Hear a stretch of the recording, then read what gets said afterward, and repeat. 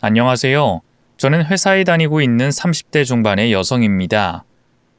저희 아빠가 이곳 사연 채널을 자주 듣는데요. 혹시 아빠가 이곳에 사연을 보내지 않을까 싶어서 항상 지켜보는데 무슨 연유인지 몰라도 제 사연이 나오진 않더라고요. 아마 아빠는 자식 이야기가 흘러나와 흠이 될까봐 걱정된 마음에 사연을 못 보내시는 것 같은데 그렇다면 제가 선수를 치겠습니다. 저에게 또 우리 가족에게 있었던 이야기를 해볼게요. 이 이야기는 제가 한 남자를 만나면서부터 시작됐는데요. 이런 사연 채널의 남자라면 누구겠어요? 열의 아홉은 남편이지. 네, 저도 남편과 관련된 사연입니다. 남편과 저는 이전 직장에서 회사 동기로 만난 사이였습니다. 그때는 제가 남편과 결혼까지 하게 될 거라고는 상상도 하지 못했었어요. 저한테 남편의 첫인상이 너무 좋지 않았었거든요. 동기 연수를 갔을 때 다 같이 뒤풀이를 하다가 서로의 고향과 학교 얘기를 나누게 됐는데 저는 바닷가가 고향이었고 부모님께서 수산업을 하셨어요. 그런데 그 얘기를 듣고 있던 술에 취한 남편이 그걸로 자꾸 장난을 치더라고요. 자기 딴에는 유쾌하다고 생각하는지 혼자 웃으면서 농담을 던지는데 저는 그게 마치 저희 가족과 저를 비하하는 것처럼 느껴져서 많이 불쾌했었습니다. 그런데 남편은 눈치도 없는지 저를 볼 때마다 매번 같은 장난을 쳐오더라고요. 초등학생도 아닌데 나이 먹고 왜 저러나 싶어 기분 나빴던 저는 동기였음에도 남편과 거리를 두려고 했었죠. 그런데 한 회사에 다니다 보니 그것도 쉽지 않더라고요. 남편이 좀 잘생긴 편이었는데 남편을 싫어하는 제 속도 모르고 주변에서 자꾸만 제게 동기인 남편과 다리를 놓아달라고 부탁을 해오는 겁니다. 난감했어요. 괜히 소개해줬다가 잘못되면 저까지 욕먹을 수도 있고 애초에 제가 싫어하는 사람에게 그런 얘기를 꺼내고 싶지도 않았으니까요. 그렇다고 회사 선배들 부탁을 거절도 못하겠으니 저는 왜 그런 인간과 동기로 엮여서 피곤해진 건가라고 생각하며 누굴 탓할 수도 없는 후회를 했습니다. 그렇게 날이 갈수록 남편을 싫어하던 중 어느 날 저희 엄마가 고향에서 저를 보러 올라오셨어요. 그런데 엄마가 회사 앞에 온 순간 사람들의 이목이 저에게 집중됐습니다. 저희 엄마가 다른 건 다 소탈하신데 유난히 차에 관심이 많으셔서 고급 스포츠카를 타고 다니셨거든요. 그 모습을 동기들과 회사 사람들이 보게 됐죠. 그런데 하필 그곳에 제 남편도 있었습니다. 그래서 저는 남편이 그걸 보고 또 놀리진 않을까 걱정이었죠. 아니나 다를까 그 다음 주에 회사 사람들이 엄마 차를 두고 한마디씩 농담을 하더라고요. 그걸 보니 그 인간은 얼마나 더 할까 싶어 최대한 피해 다니려고 하는데 그 사람이 웬일로 절 보고 장난을 치지 않는 겁니다. 그 대신 오히려 자기가 차에 관심이 많다며 저희 엄마 차에 대해 이것저것 물어보더라고요. 사실 제가 차에 관심이 많거든요. 근데 어머님이 타고 오신 그 차가 흔한 차가 아니에요. 한국에 얼마 있지도 않고 직접 보는 건 더 쉽지 않거든요. 그래서 혹시 다음번에 한 번만 더 볼 수 있을까 해가지고 제가 정말 차가 보고 싶어서 그래요. 예? 차를 얼마나 좋아하면 그러는지 저희 엄마 차를 한 번만 더 보고 싶다며 자꾸 저를 귀찮게 굴더라고요. 그 후로 어쩌다 보니 자주 같이 붙어 있게 됐고 결국 제가 고향집에 가는 길에 저를 따라와 저희 엄마를 소개하기까지 했습니다. 근데 저희 부모님 앞에서 그 사람의 모습이 참 의외였어요. 시답잖은 농담이나 하는 철없는 사람인 줄 알았는데 어른들 앞에서는 아주 깍듯하고 예의 바르고 싹싹하게 잘하더라고요.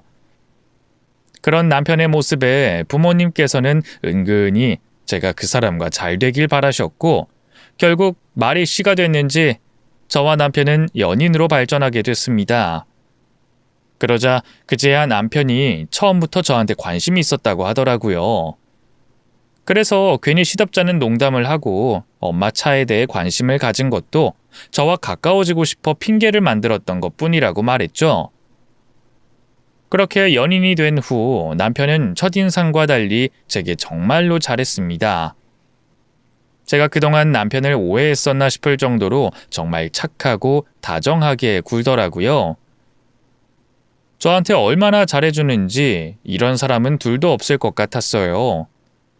심지어 결혼 얘기가 오간 것도 아니었는데 틈만 나면 저희 부모님을 찾아가 그렇게 아들 노릇을 하고 사위처럼 잘하는 겁니다. 저한테 잘하는 건 말할 것도 없고 저희 친정 부모님에게도 그런 정성을 보이니 저도 자연스럽게 남편과 결혼까지 생각하게 됐어요. 심지어 저희 부모님은 이미 그 사람을 사위로 점찍어 놓으셨는지 부모님께서도 제가 하루빨리 결혼하길 바라시더라고요. 아직 젊은 나이지만 일찍 결혼해서 자리 잡아가는 것도 괜찮다고 말이죠. 그리고 얼마 뒤에 남편은 저를 놓치고 싶지 않다며 제게 프로포즈를 해왔고 조금 이른 결정이었지만 저는 남편의 진심에 감동해 프로포즈를 받아들였습니다.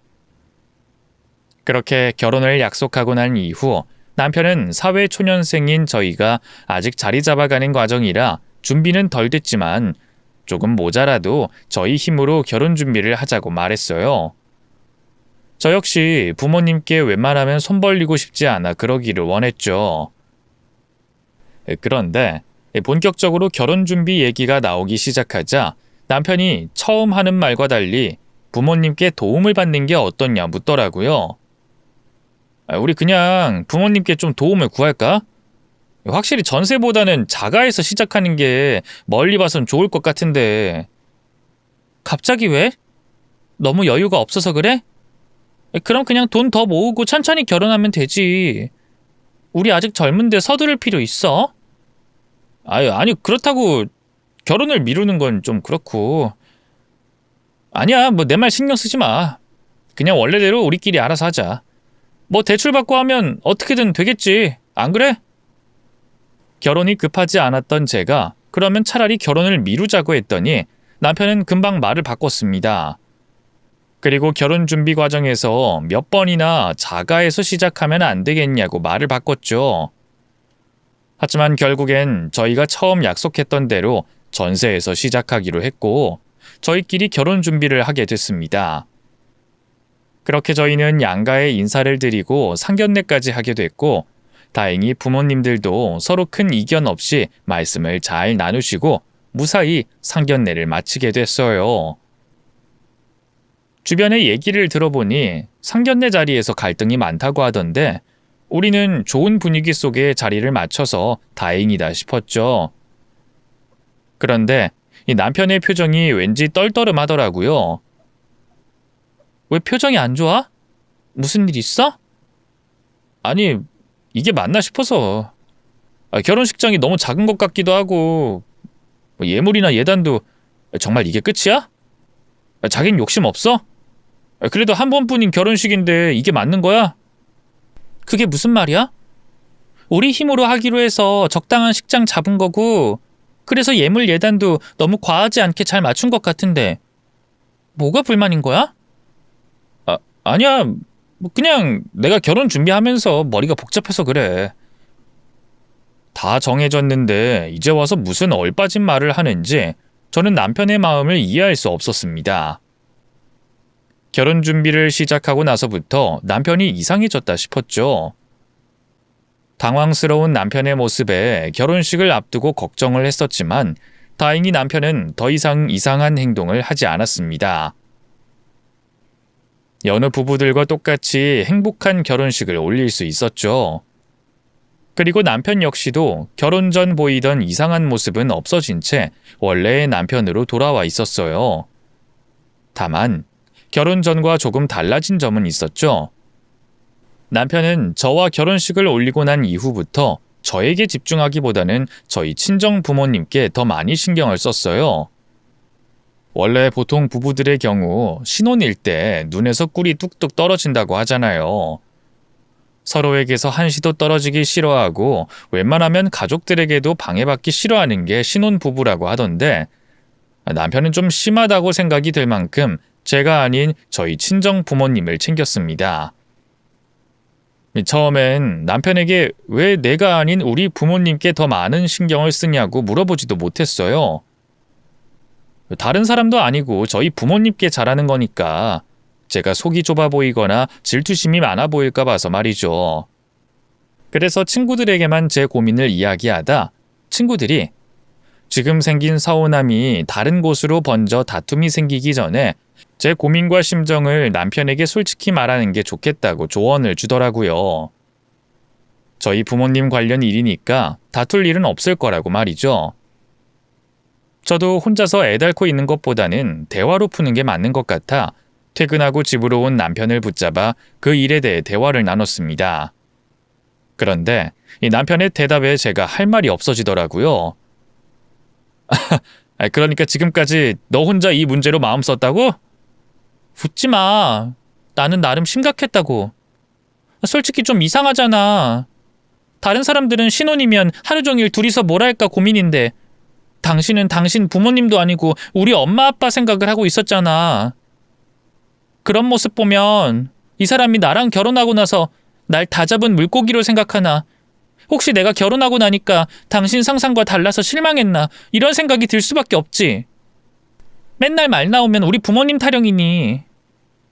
그거야 당연히 널 사랑하니까 장인어른 장모님께 더 잘하려고 했던 거지. 너 생각해봐. 눈에 넣어도 안 아플 외동딸 보내시고 두 분 마음이 어떠실 것 같아? 그리고 내가 나조차고 당신한테만 신경 쓰고 장인어른 장모님 나 몰라라 하면 날 좋게 생각하시겠어? 내가 귀하고 고운 딸 훔쳐간 도둑놈이 되는 거지. 그래서 두 분께 더 잘하려고 했던 거야. 딸 시집 보내시고 서운한 마음 덜 드실 수 있도록. 근데 당신이 그렇다고 하면 내가 두 분께 신경 쓰는 걸 좀 줄이도록 할게. 이러면 되는 거지? 저희 부모님께 잘하는 이유가 저 때문이라고 하니까 제가 할 말이 없었어요. 또 제가 너무 어린아이처럼 투정 부린 것 같아 부끄럽기까지 했고요. 그러면서도 어른스러운 남편이 고마웠습니다. 저를 사랑해 저희 부모님까지 신경 써준다고 하니 그 마음이 얼마나 예뻐요. 그래서 저도 남편이 친정에 잘하는 만큼 시댁과 남편에게 잘하려고 했죠. 저와 남편 모두 서로가 서로에게 잘했고 상대방 집안까지 알뜰살뜰히 챙겼으니 이보다 더 이상적인 결혼 생활은 없었습니다. 매일매일이 행복했죠. 그런데 이런 행복 속에서도 조금 신경 쓰이는 게 있었어요. 이번에도 남편의 행동 때문이었는데 남편이 저희 친정에 이상하리만큼 관심이 많았다는 거였습니다. 저희 아빠 엄마에서 끝나는 게 아니라 저희 친가와 외가 쪽 집안도 궁금해했죠.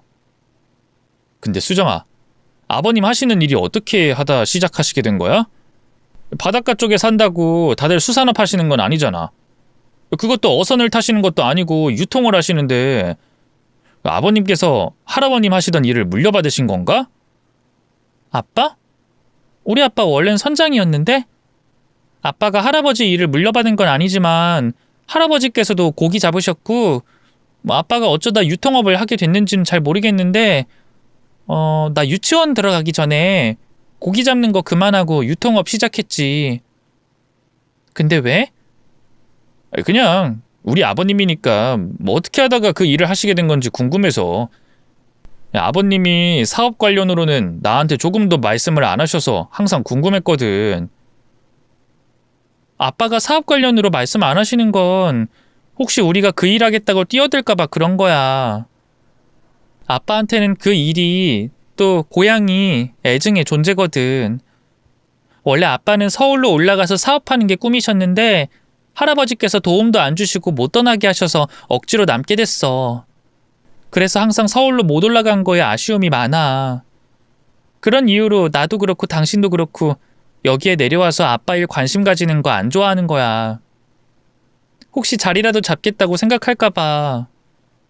그러셨구나. 근데 어떻게 하시다가 아버님께서 유통업 하시게 된 건진 몰라? 선장일 하시다가 갑자기 유통업을 하시는 건 쉽지 않은 선택이잖아. 잘 될지 안 될지 모르는 사업인데 거기다 그때 장모님과 결혼하시고 당신도 있는 상황이었다며. 그럼 당장 가족들 먹여 살려야 하는 돈이 필요한 상황에 큰 돈을 날리실 수도 있는 결심을 어떻게 하신 거야? 혹시 장모님 집안 쪽이 잘 사셔서 도움을 주신 건가? 사업 한번 해보라고? 우리 외할아버지 댁도 그렇게 잘 사는 편 아닌데. 그냥 평범해. 물론 우리 친가보단 잘 살지만. 그래? 근데 장모님 스포츠카 타는 취미도 있으시고 평소 하시는 행동 보면 되게 교양 있으신데? 꼭 잘 사는 집 자제분처럼. 그래? 난 모르겠는데. 어쨌거나 우리 부모님 지금까지 가족들이나 다른 사람 도움 없이 살아오셨어. 부모님 두 분의 집안을 궁금해하는 건 그러려니 했어요.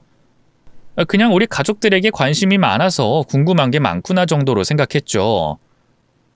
근데 남편이 궁금해했던 건 그뿐만이 아니었어요. 저희 친정 부모님의 재산에 대해서도 많이 궁금해했었죠. 여보, 장인어른 장모님 근처 땅이나 건물 없으셔? 우리 집? 글쎄, 잘 모르겠는데. 근데 왜? 요즘에 사람들 여행 진짜 많이 다니잖아. 특히 바다 쪽으로. 그래서 동해고 남해고 할 것 없이 바닷가라면 개발한다고 난리래. 특히 두 분 사시는 곳 쪽으로는 동해선인가 뭔가 뚫린다며? 그럼 바로 위에 있는 강릉이나 속초나 이런 곳에서 찾아오는 사람들 많아질 거 아니야. 내가 듣기로 동해랑 삼척 쪽은 벌써 사람 많다고 하던데. 두 분 사시는 곳도 곧 개발 시작이라니까? 그러니까 땅이나 건물 있으면 개발하자고? 됐어. 우리 부모님 그런 거에 관심 있는 분들 아니야. 지금 하고 있는 일도 빨리 나이 들어서 그만두고 싶다고 난리인 아빠 엄마인데. 거기다 두 분 모두 사람 대하는 걸 그렇게 좋아하시지 않는 분이라 관광객들 맞이하는 서비스업에 안 맞아. 관광객 상대하는 걸 두 분이 하시나? 고용된 사람들이 하지. 당신도 관광지 다녀봤으니까 알 거 아니야. 미리 선점해야 떼돈 번다니까? 됐어. 아빠한테 말해도 나랑 똑같은 반응일 거야. 그러니까 그만해. 진짜 아버님 땅이나 건물 없으셔? 있는지 없는지 난 잘 모르지만 얘기 들어본 적 없어. 친척분들과 대화 나누실 때도 못 들어봤고. 제가 부모님의 경제적인 상황을 전혀 모르고 있었던 건 아니었습니다만 굳이 남편에게 자세히 이야기할 필요는 없다고 생각했어요. 우선 부모님의 재산이 부모님의 것이지 제 것이 아니기 때문이기도 했고 외동이었던 제가 추후에 부모님 재산으로 갈등을 빚을 일도 없었으니 굳이 남편에게 저희 친정 부모님의 재산 상황을 알릴 필요가 없다고 생각한 거죠. 또 부모님께서 워낙 돈 욕심이 없고 검소하셨던 분들이라 남편의 돈 욕심 때문에 사업을 벌이겠다고 이리저리 정신없게 만들고 싶진 않았어요. 그래서 남편 앞에서는 아무것도 모르는 척했죠. 남편이 제게 친정 부모님 재산 관련해서 물어본 이야기는 단순히 사업 욕심의 질문을 한 거라고 넘겼고요. 그런데 이후에도 저희 친정 부모님에 대한 남편의 호기심은 계속 이어졌습니다. 한 번은 저희 친정 아빠가 무슨 일을 어떻게 하고 있는지 직접 보고 싶다며 아빠 사무실을 찾아가기도 했고요. 또 한 번은 저희 친정 아빠에게 하는 일을 물려받고 싶다는 말까지 했었습니다. 그때까지만 해도 도대체 남편이 왜 저러는지 알 수가 없었어요. 그냥 종잡을 수 없는 엉뚱한 사람이라고 생각했죠. 남편이 엉뚱한 사람이라는 건 결혼 생활을 하는 데 있어서 신경이 조금 쓰인다는 것 이외에는 큰 문제가 아니었어요. 제게도 잘했고 저희 친정 부모님께도 너무 잘하고 있었으니 그 정도 모습은 애교로 보일 정도였죠. 그렇게 저는 우리가 정말 행복한 결혼 생활을 즐기고 있다고 생각하던 중이었습니다. 그러다 제가 남편과 결혼한 지 1년이 조금 안 됐을 무렵 저희 친정에 아주 가슴 아픈 일이 발생하게 됐죠. 갑작스러운 사고로 인해 엄마가 세상을 떠나시게 되셨어요.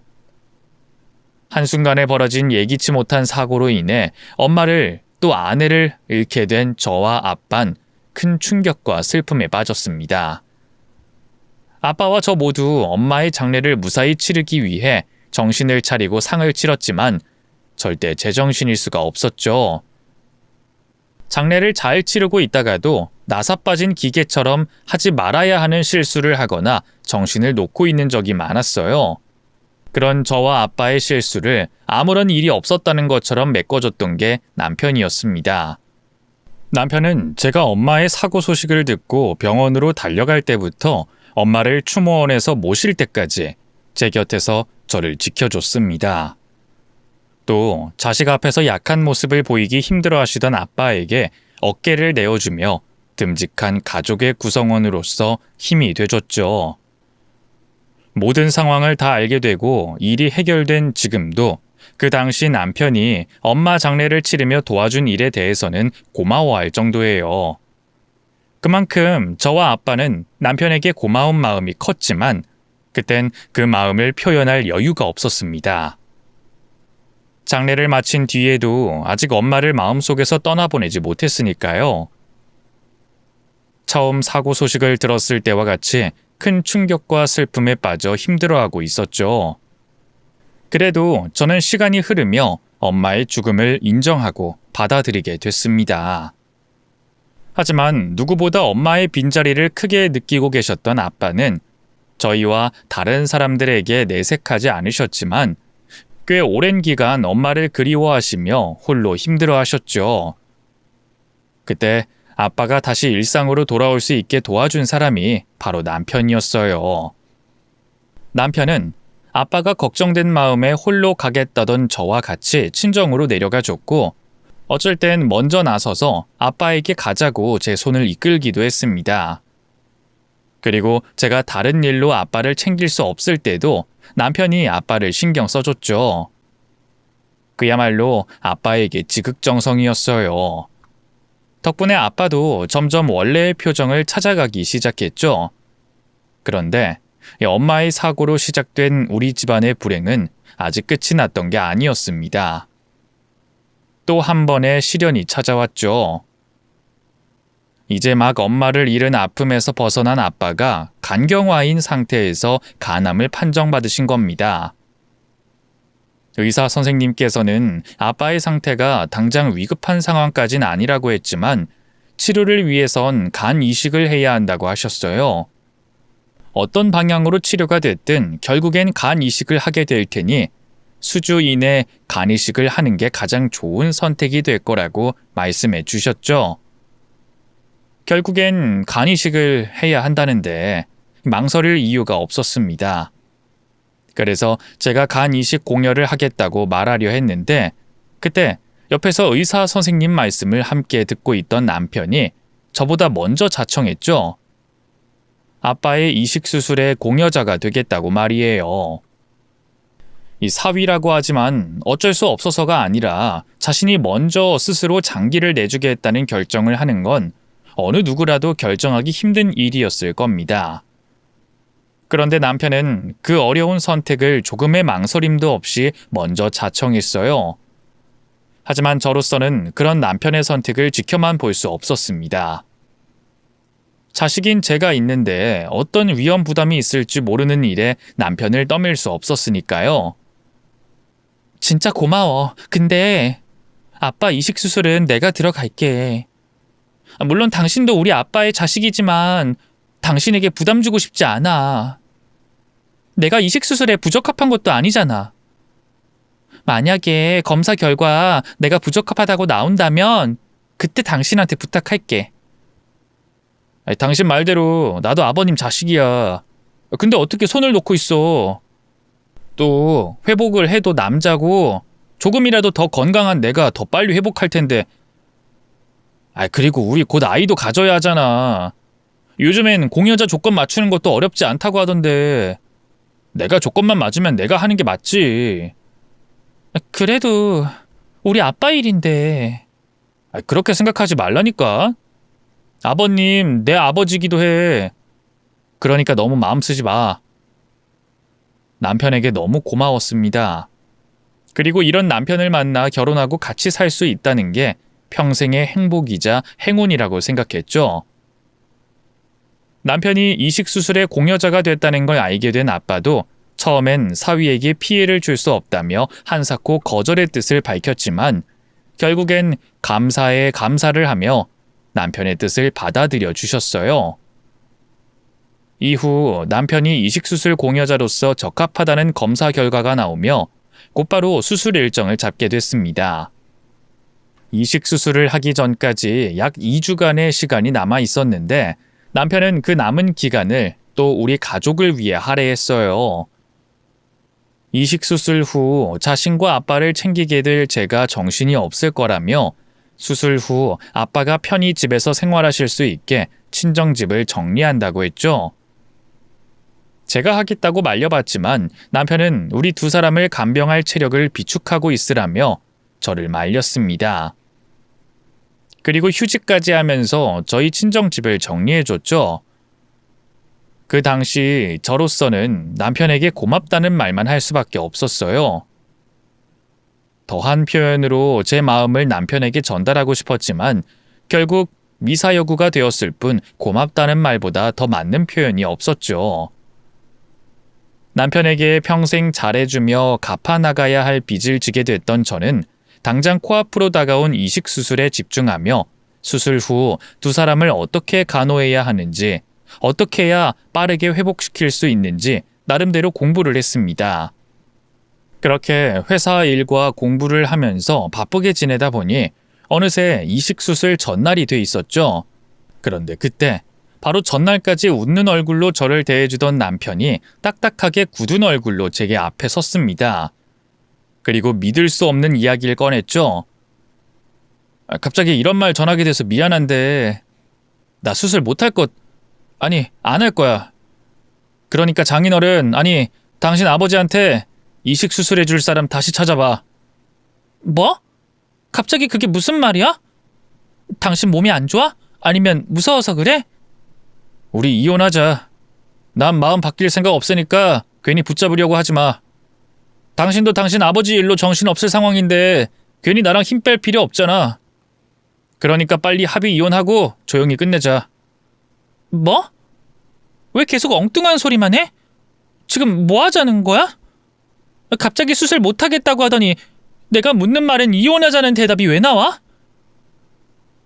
지금 이 상황 뭔데? 그냥 그러자 그러면 덧나냐? 이유 들어봤자 네 손해인데 꼭 들어야겠어? 그래, 뭐 네가 그러겠다는데 내 알 바 아니지. 나 이 결혼 속았다고 생각해. 나 솔직히 당신 집안이 꽤 잘 사는 줄 알았거든? 그래서 의도적으로 당신한테 접근한 거야. 왜 그때 당신 어머니가 회사에 스포츠카 타고 왔었잖아. 그때 그 모습 보고 내가 착각을 한 거지. 당신이 부잣집 딸이라고. 남편은 제가 부잣집 외동딸이라고 생각해서 제게 접근을 해왔다고 합니다. 그러니까 애초에 회사 동기로 만났을 때부터 첫눈에 반했다는 것도, 제게 관심이 있어서 장난을 쳤다는 것도 모두 거짓이었죠. 고급차에 관심이 많았던 건 사실이었지만 차를 핑계로 저와 만남을 가지려고 한 게 아니라 그 차를 가지고 다닐 수 있는 우리 집안 재력에 관심이 많았던 거예요. 그런데 제가 남편의 외도를 알아차릴 수 있었던 상황이 몇 번이나 있었습니다. 물론 저는 그 당시 그 상황을 남편의 이상한 모습과 엉뚱함으로 잘못 생각해 눈치채지 못했지만요. 왜 저희가 신혼집을 구할 때 결혼 전 합의했던 말과 달리 남편이 친정 도움을 받아서 자가를 구입하자고 은근히 졸랐던 때가 있었잖아요. 또 강남에 있는 결혼식장이 아니라고, 예물 예단도 이게 전부가 맞냐고 떨떠름한 표정을 짓고 있었던 적도 있고요. 그게 전부 다 저희 집 재산이 많은 줄 알고 자신이 기대한 바가 있었는데 예상과 다르게 결혼이 진행되자 당황스러워 나왔던 행동들이었어요. 또 연애 때부터 저희 부모님께 살갑게 굴고 친정집을 뻔질나게 드나들었던 것도 친정 부모님께서 가지고 계신 재산을 가늠하고자 한 행동이었죠.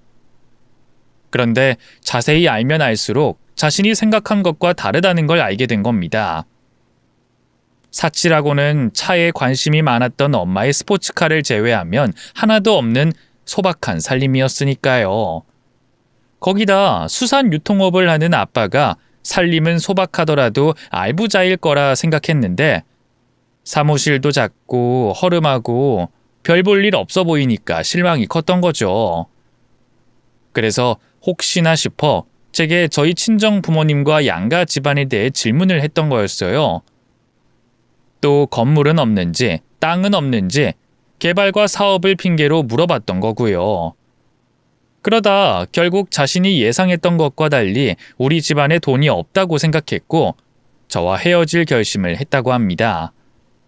그런데 그때 아빠에게 이식 수술이 필요한 상황이 벌어진 거예요. 남편은 그 상황에서 우리 집안에 돈이 있는지 없는지 마지막으로 확인을 해보고자 결심했고요. 그래서 당신 아버지한테 이식 수술하겠다고 내가 나선 거야. 사위라는 사람이 그렇게까지 하면 장인이 뭐라도 해주려고 하지 않겠어? 내 예상처럼 돈이 있다면 고마워서 수술 후에 건물이라도 사주겠다. 뭐 차라도 한 대 뽑아주겠다. 그런 보답 정도는 할 줄 알았지. 그럼 그때 받는 보답의 규모로 당신 집안의 재산을 가늠하려고 했고, 아니면 당신 아버지가 유언이라도 할 줄 알았어? 수술한다고 무조건 살아나는 건 아니니까. 재산이 이만큼 있고 이건 어떻게 하고 어떻게 해라, 이 정도 말은 할 줄 알았지. 근데 그런 말 한마디도 없더라. 그래서 내가 진짜 마지막으로 당신 아버지 사무실을 좀 뒤져보려고 했거든? 근데 뒤질 것도 없었어. 잠겨 있어서 못 들어가기도 했는데 강제로 문 열다 건물 무너져서 나만 다칠까봐 그냥 돌아왔다고. 그딴 곳에 있어봤자 뭐가 있겠어? 전에 보니까 금고도 하나 없던데. 어쨌든 당신 집안 정말 개털인 것 같더라. 촌구석에 흔히 볼 수 있는 그런 집안. 그런데 뭐 누구한테 불평불만하겠어? 전부 내가 착각하고 내가 선택한 일인데. 그래서 지금이라도 빨리 당신 때문에 꼬여버린 내 인생 풀려고 이혼하자 말하는 거야. 물려받을 재산도 없는데 얼른 손절해야지. 한 살이라도 어릴 때 새 출발해야 나도 내가 상상했던 내 삶을 살 가능성이 높지 않겠어? 당신도 한 살이라도 더 어릴 때 이혼해야 결혼 시장에서 가치를 인정받지. 당신 조금만 더 늙으면 상패야. 상장 폐지. 그러니까 우리 서로 편하게 가자. 이혼하자고. 이로 말할 수 없는 분노가 치밀어 올랐습니다만 눈앞에 있는 남편 놈이 먼저가 아니었습니다. 당장 내일 이식 수술이 취소될 아빠 수술 문제가 우선이었죠. 쓰레기 같은 남편 놈과 말다툼하며 낭비할 시간은 없었어요. 그래서 이혼은 네 마음대로 하라고 말을 남긴 채 아빠 이식 수술에 관해 알아보게 됐죠. 제가 있었기 때문에 이식 수술을 하는데 큰 어려움을 겪지 않을 거라고 생각했지만 공여자 검사 결과 예상치 못한 결과가 나와 이식을 할 수가 없었습니다. 제 간 크기가 너무 작아 공여하는데 부적합하다는 결과가 나온 거죠. 병원 측에서는 공여자나 기증자가 나올 때까지 조금만 더 기다려보자고 했어요. 당장 수술을 못하게 됐다고 아빠의 건강에 큰 문제가 생기는 건 아니었습니다만 남편이 왜 수술을 취소하게 되었는지에 대해서는 아빠에게 어떤 식으로든 설명을 해드려야 했어요. 처음엔 몸이 아프신 아빠께 안 좋은 영향을 끼칠까 싶어서 남편이 한 짓을 거짓말로 숨기려 했습니다. 그런데 그것도 안 되겠더라고요. 그날 이후 아빠를 찾아오지도 아빠의 연락을 받지도 않을 남편의 행동으로 인해 아빠가 자세히는 모르겠지만 어느 정도 눈치를 채시겠다 싶었습니다. 그래서 상황을 솔직히 말씀드리는 게 더 낫겠다고 생각했죠. 죄인이 된 기분으로 정말 어렵게 아빠 앞에서 남편과 있었던 일들을 말씀드렸어요. 제 이야기를 들으신 아빠는 아무 말씀도 하지 않으셨습니다. 다만 이혼하면서 자신에게 신경 쓰느라 손해보는 일은 없어야 한다는 말씀만 남기셨죠. 제 앞에서 화조차 내지 못하는 아빠의 기분을 눈치챘던 저는 정말 죄송했습니다. 또 그만큼 화가 났어요. 그 분노는 당연히 남편에게 향해 있었죠. 하지만 손해보지 말라는 아빠의 말씀에 따라 그 분노를 직접적으로 남편에게 표현하진 않았어요. 상대를 할 가치도 없는 인간 쓰레기라고 생각했기 때문에 얼른 관계를 끝내고 아빠 일에만 신경을 쓰고 싶었습니다. 그래서 남편이 원하는 대로 합의 이혼을 하게 됐죠. 대신 재산 관련으로 조금의 손해도 보지 않으려고 했습니다. 돈 10원도 물건 하나도 다 따져가면서 나눴어요. 그렇게 제가 남편과 합의 이혼을 진행하고 있을 때 정말 다행히도 아빠의 간이식 문제가 해결됐습니다. 사촌 오빠 중 한 분이 아빠 소식을 듣고 공여를 해주겠다고 연락해 왔거든요. 공여자 검사 결과에서도 다른 준비 없이 바로 이식 수술을 할 수 있을 만큼 사촌 오빠의 건강 상태가 좋다고 했었죠. 덕분에 제가 남편과 합의 이혼을 끝냈을 때 아빠도 이식 수술을 마칠 수 있었습니다. 그때부터 제가 아빠 곁에서 간호를 하게 됐죠. 그날 이후 아빠는 회복에만 집중을 하셨어요. 제가 남편과 이혼을 했는지 안 했는지, 이혼을 하면서 무슨 일이 더 있었는지 어느 하나 묻지 않으시고 오로지 몸을 회복하는 데 신경을 쓰셨죠. 저도 그런 아빠께 괜한 스트레스거리를 드리기 싫어서 이혼 관련된 이야기는 입 밖으로 꺼내지 않았습니다. 그러다 보니 우리 부녀는 남편의 일을 잊은 것처럼 지내며 병원 치료와 몸을 회복하는 데 힘을 다했죠. 이후 이식 수술을 마친 아빠 몸에서는 크고 작은 통증들이 있었습니다.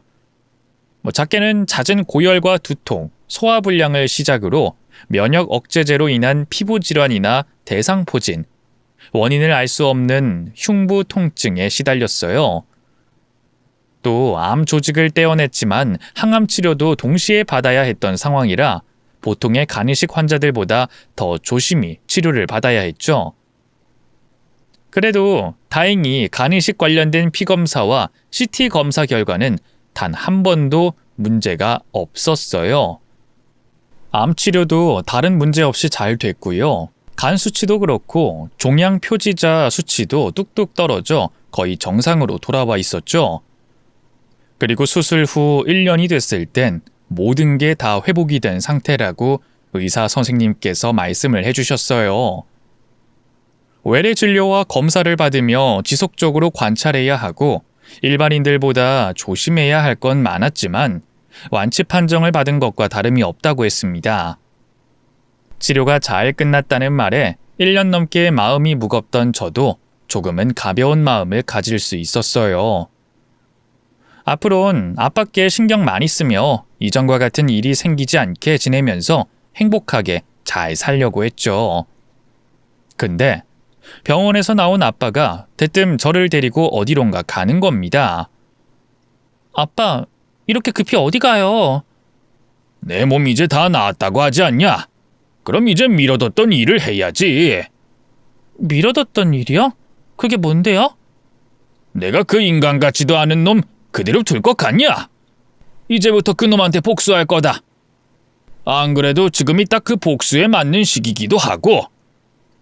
아빠, 지금 그 사람 복수를 하겠다고요? 1년이나 지났는데? 그래서 1년이 지난 지금 네 가슴 속은 괜찮냐? 너 아빠 챙기느라 표현을 못해서 그렇지 혼자서 얼마나 힘들었어. 아빠도 다 알고 있어. 그래서 일부러 더 그놈 새끼 이야기를 하진 않았고. 나야 뭐 그놈에게 수술 안 받아도 그만이라 수술이 취소된 일이 그냥 조금 괘씸할 뿐이었지만 너는 아니었잖니. 내 앞에서 죄인처럼 고개 숙이고 대신 미안해하는 널 보니까 내가 그놈 때려 죽이고 싶었어. 몸만 멀쩡했으면 그날 반쯤 죽여놨을 거라고. 그런데 내 몸이 따라주지 않을 때다 보니까 지금 이때까지 참고 기다렸던 거다. 그놈이 어떻게 뭘 하고 사는지 계속해서 알아보면서. 근데 이제 내 몸도 회복했고 그놈도 아주 중요한 시기에 있을 때라 미뤄뒀던 복수를 시작하려고. 그럼 지금 그 사람한테 가는 거예요? 아니, 그놈 만나기 전에 우리가 해야 할 일이 있어서 그곳으로 가는 중이야. 그놈한테 복수하러 가는데 이 모습 이대로 그놈 앞에 나타나면 안 될 것 같아서. 그 외에 더 이상의 설명을 하지 않았던 아빤 저를 데리고 백화점과 명품관을 가셨습니다. 그리고는 복수와는 거리가 멀어 보이는 사치를 하셨죠. 매장마다 들어가 가장 비싼 제품 달라고 요청하셨고, 시계 매장에선 9개월 전에 구입하고 대기를 했다던 시계를 수령하셨어요.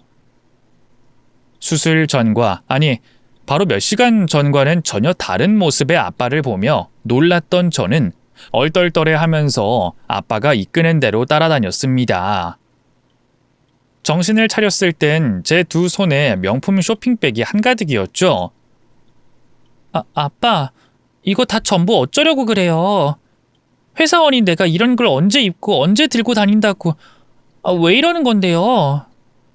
그놈이 그 짓을 벌인 이유가 돈 때문 아니냐? 돈 때문에 너한테 접근했고, 돈이 없어 보여서 수술을 하루 앞둔 그날 너에게 이혼을 알려왔고, 그런 놈 장가 꼬이게 하는데 무슨 방법이 가장 좋을 것 같냐? 그건 역시 돈이지. 그 멍청한 자식이 굴러들어온 복을 자기 발로 찼다는 걸 깨닫게 해줘야지 않겠어? 그래야 땅을 치고 후회하지. 그러니까 이게 다 그놈 후회하게 만들어줄 준비물인 거야. 자, 이제 집으로 가자. 방금 곧 있으면 도착한다 연락 왔으니. 곧이어 아빠는 절 집으로 데려가셨습니다. 그리고 집을 도착해 얼마 지나지 않아 더 엄청난 게 제 눈앞에 나타났죠. 이번엔 고급 스포츠카였어요. 그것도 아빠 거와 제 거까지 해서 2대나 말이죠. 아빠, 이건 뭐예요? 설마 이 차들까지 계약하신 거예요? 아유, 그럼. 그놈 차 좋아한다며. 뭐 명품이야 별 감흥 없을 수도 있겠지만 이 차를 보면 좀 다르지 않겠어? 놀랄 것도 놀랄 일인데 자기도 후회할 짓만 안 했으면 이 차를 탔을 생각에 아마 자기 원망을 엄청나게 할 거다. 등록도 대행으로 다 해놓은 거니까 내일 각자 한 대씩 타고 그놈 만나러 가자. 드라마와 영화 속에서도 이런 일은 보지 못했었어요. 값비싼 것들이 물밀려 들어오듯이 들어와 전부 제 것이라고 했죠. 몇 시간 동안은 제 것이 됐다는 그 명품들을 보면서 넋이나가 있었습니다. 그러다 당장 내일 전 남편을 찾아간다고 한 아빠의 말이 떠올랐죠. 급히 아빠에게 내일 무슨 일이 생기냐고 물어봤지만 아빠는 자신이 다 알아서 하겠다며 저는 거들고 즐기기만 하면 된다고 했습니다. 아주 오랜만에 신나 있는 아빠의 얼굴을 보며 더 이상 물어본다고 제대로 된 설명을 들을 수 없다는 걸 알았고 결국 얻은 것 없이 방으로 돌아왔죠. 그리고 내일 도대체 무슨 일이 벌어지는 건가 걱정과 기대를 하며 잠자리에 들었습니다. 다음 날 저는 어제 받은 스포츠카 운전대를 잡고 아빠를 따라 나섰습니다. 아빠가 모는 차량을 따라 도착을 해보니 경기도 부근에 있는 한 카페였어요. 당연히 전 남편이 지내고 있는 집 부근으로 찾아갈 줄 알았는데 한적한 카페에 도착하니 좀 의외였죠. 그런데 그 카페 안을 들어서니 그곳에 온 이유를 알겠더군요. 거기에 전 남편이 있었거든요. 남편은 유리창 너머로 저희 모녀가 고급 스포츠카에서 내리는 걸 봤는지 얼굴에 놀란 기색이 역력했습니다. 저희와 우연히 마주치게 돼 놀란 얼굴이 아니라 당신들이 어떻게 저런 고가의 차를 타고 있냐는 표정을 짓고 있었죠. 그런데 놀라고 있는 남편은 혼자가 아니었습니다. 처음 보는 여자 2명과 같이 있었죠. 누군가 싶어 고개를 빼내 두 사람의 얼굴을 확인하고 있었는데 아빠가 제 손을 잡고 남편과 두 여자가 있는 좌석으로 갔어요. 그리곤 남편 뺨을 때렸죠. 퍽 하고 뼈가 울리는 소리가 들렸고 저를 포함 자리에 앉아있던 두 여자까지 엄청나게 놀랐습니다. 아이씨, 이 사람이 미쳤나? 사람을 왜 때려? 당신 미쳤어? 이놈아, 뺨 한 대 맞은 것 가지고 웬 호들갑을 이렇게 떨어? 누군 목숨 달린 수술이 취소돼도 담담하게 있었는데 재수가 없으려니까 웬 미친놈을 만나서. 자기야, 가자. 장모님 일어나시죠. 미친 사람 같은데 자리 피하고 경찰에 신고하는 게 나을 것 같아요. 어딜 가? 이분들 오늘 날 보려고 여기까지 오신 건데. 여기 제가 설명드렸던 증거들입니다. 이게 제 이식수술과 관련된 서류들이고요. 이건 제 딸아이 관련 이혼 서류입니다. 마음껏 보세요. 뭐 궁금하시거나 제가 말한 부분이 기억나지 않으시면 언제든지 물어보시고요. 뭐야? 지금 뭐 하는 짓이야? 이 서류들 뭔데? 그리고 당신이 왜 우리 장모님과 이 사람을 왜 만나? 이거 뭐야? 저도 아빠에게 묻고 싶은 말이었어요. 아빠는 앉아있는 두 사람과 이미 만난 적이 있어 보였거든요. 도대체 어떻게 된 일인지 아빠에게 물어보고 싶었던 찰나, 아빠 입에서 먼저 제가 궁금했던 내용들이 나왔습니다. 자네 같은 인간 쓰레기가 또 애 먼 사람 피해주면 안 되지 않나? 자네 이번에도 사랑이 아니라 돈 보고 결혼하는 것 같던데? 그리고 과거에 무슨 일이 있었는지도 숨기는 것 같고. 그래서 내가 찾아가 뵙고 드릴 말씀이 있다고 했어. 우리 사이에 있었던 일 다 이야기했고. 근데 자네가 워낙 연기를 잘해서 그런지 못 믿겠다고 하시길래 내가 당사자들 전부 다 모여서 확인해 보자고 했지.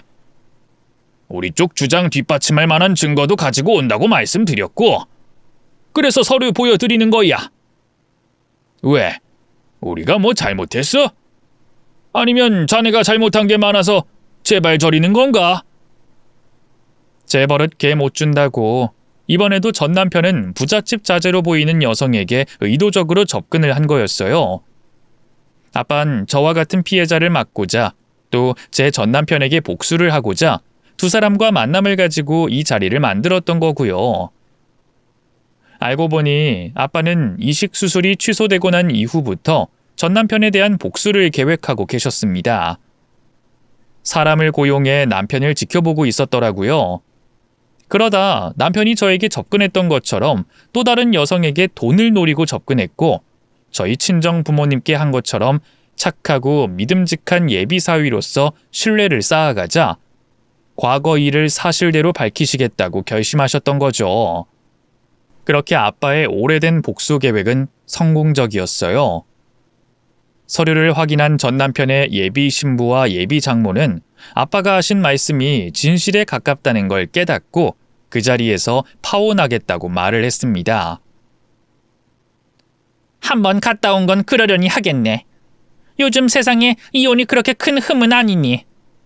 근데 이건 좀 아니지 않나?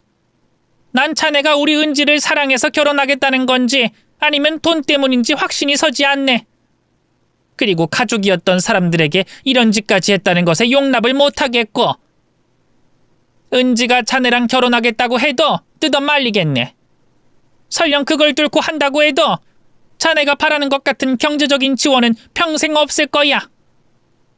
그러니 우리 은지 만날 생각하지 말게. 장모님, 이거 전부 음해입니다. 이 서류들 전부 가짜라니까요?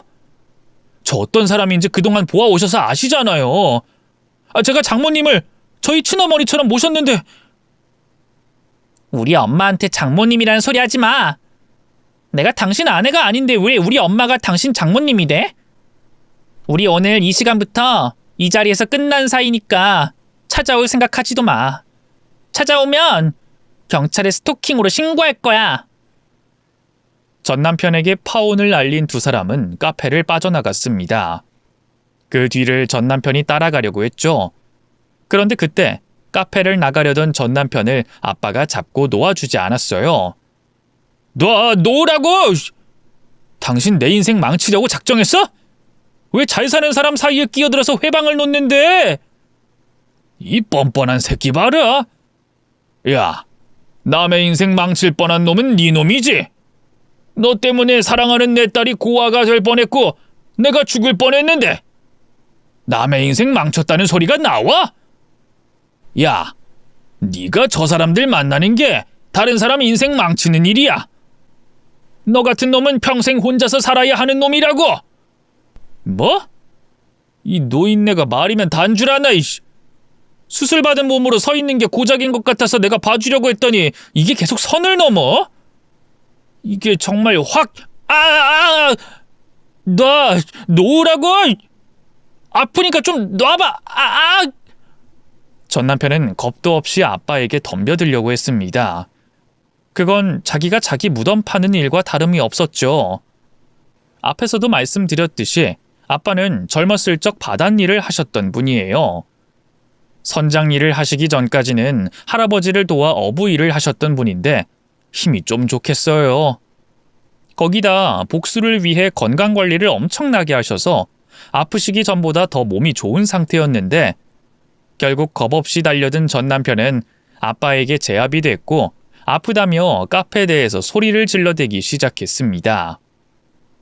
아빠는 그런 전 남편을 데리고 주차장 쪽으로 나갔죠. 그리곤 전 남편을 우리 부녀의 차 앞까지 데리고 가서 넘어뜨린 다음 남편이 어떤 후회를 해야 하는지 알려주셨어요. 너 아까 우리 차에서 내리는 거 보고 눈이 휘둥그레지더라. 너 우리 집이 돈 없다고 생각해서 이혼하자 했다며? 근데 이거 어떡하나?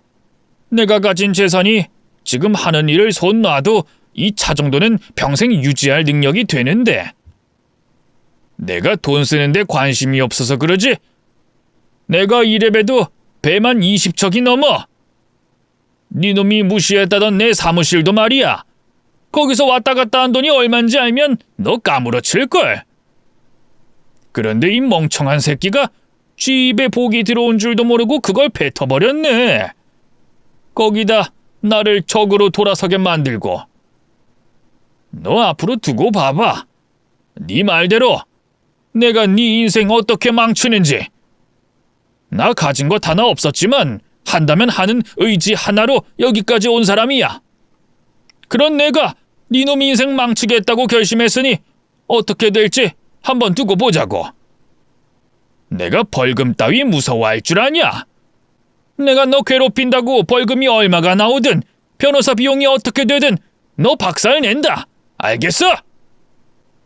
전 남편은 저희 아빠가 하는 말이 허풍이 아닐 수도 있다는 걸 알면서도 끝까지 잘못했다고 말하지 않았습니다. 그걸 본 아빠는 괘씸하다며 전 남편의 팔을 꺾어 한동안 비명이 들리게 해줬죠. 그래도 나중엔 어떤 정신으로 말하는 건지 모르겠지만 남편이 비명을 꽥꽥 질러대며 잘못했다, 용서해달라 빌어오긴 했어요. 아빠는 오늘은 이쯤 하면 된 것 같다며 전 남편을 풀어줬고요.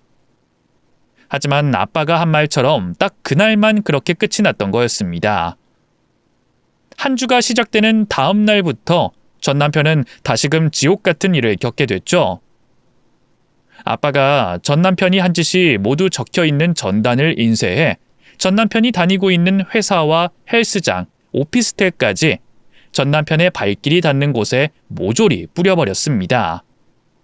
아빠는 그 일로 벌금과 함께 손해배상금을 내셔야 했지만 아빠가 전 남편에게 말한 것처럼 그런 돈 따위에 흔들릴 뿐이 아니셨죠.